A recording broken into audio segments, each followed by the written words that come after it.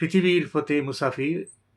আসসালামু আলাইকুম। আমি ডক্টর এস এম ইলিয়াস। সুধী দর্শকদের প্রতি রইল আন্তরিক শুভকামনা। হৃদয় দিয়ে শোনার আহ্বান রইল।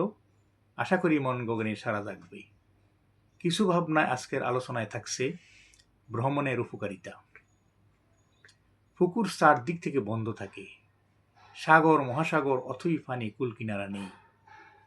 আমরা মানুষ, যদি আমি আমার গ্রাম বা শহরের বাইরে না যাই, তাহলে আমার পৃথিবীটা গ্রাম বা শহরের মতোই বড়। আমার অভিজ্ঞতা এর মধ্যে সীমাবদ্ধ। আমি যদি আমার দেশের সর্বত্র গিয়ে থাকি, তাহলে আমার পৃথিবীটা আমার দেশের মতোই বড়, আমার অভিজ্ঞতাও অত বড়।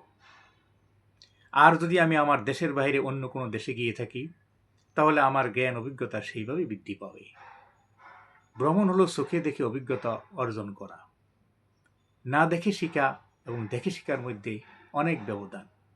দেখে শিখলে সেটা স্থায়ী দীর্ঘতা লাভ করে, আর না দেখে শিখলে সেটা বেশি দিন স্থায়ী হয় না।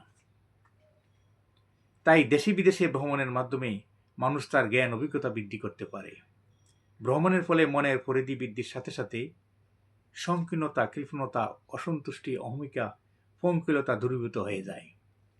সেখানে আসে উদারতা, ভালোবাসা, সন্তুষ্টি, আনন্দ, মহানুভবতা।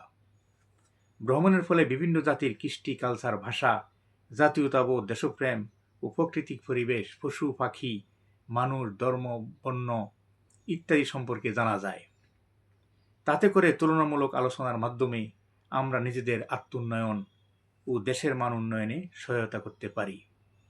বৈদেশিক বন্ধুদের মাধ্যমে আমরা আমাদের চালচলন, ভালো বিষয়গুলো যুক্ত করতে পারি।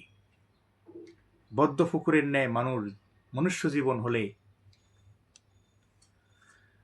সে জীবনে কোনো বৈচিত্র্যতা থাকে না। ভ্রমণ মনকে ঘরের বাইরে নিয়ে যায় এবং তাকে সাগর মহাসাগরের মতো বিশাল হতে সহায়তা করে। ধন্যবাদ। আলোচনাটি ভালো লাগলে লাইক, শেয়ার, কমেন্ট করুন এবং সাবস্ক্রাইব করে সাথেই থাকুন।